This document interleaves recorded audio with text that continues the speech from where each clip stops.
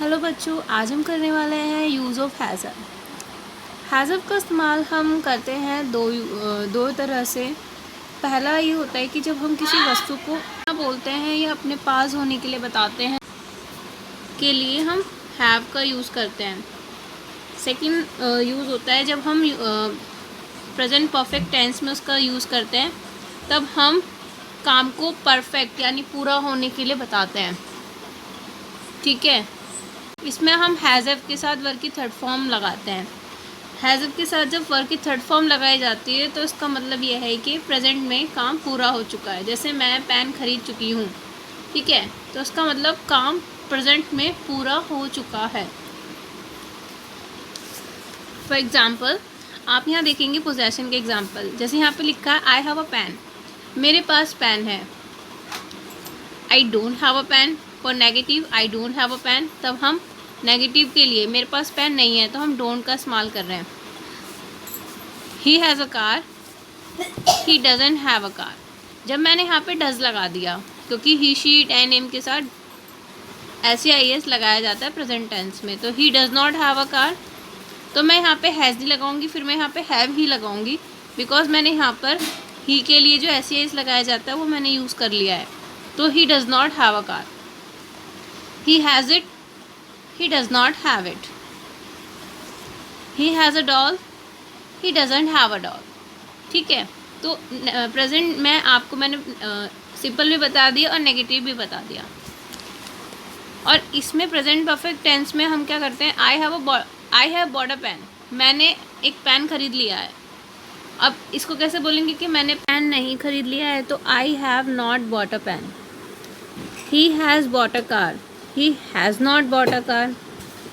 He has done it, he has not done it. He has bought a doll, he has not bought a doll.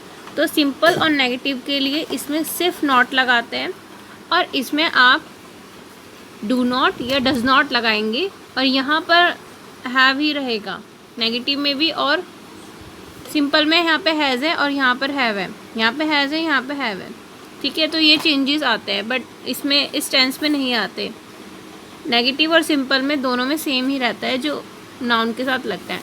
अब आप यहाँ देखेंगे कि has और have किसके साथ लगाते हैं। Has is use alongside the noun and pronoun he, she, it and who and singular noun. In general has in present tense word.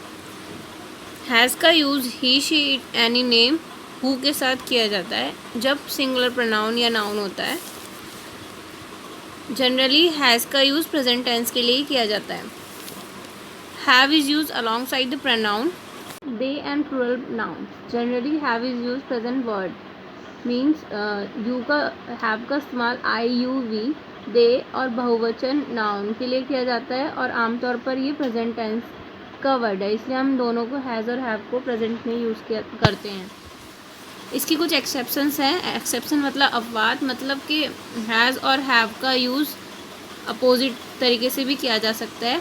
जैसे when he and she regarded as singular, जब he और she को singular regard कर रहे हैं, और one plural means both he and she have the right answer, तो मैंने बोथ ही एंड शी दोनों आ गए, दोनों को मिला के कंबाइन क्या हो गया, प्लूरल बन गया, तो अब यहाँ पर हैव आएगा।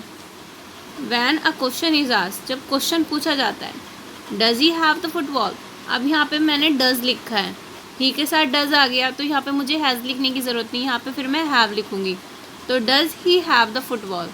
ठीक है, तो इस तरीके से क्वेश्चन पूछा जाता है। अगर यहाँ पे शी भी होगा तो डज शी हैव आएगा, अब यहाँ पे यू होगा तो डू यू हैव आएगा। ठीक है।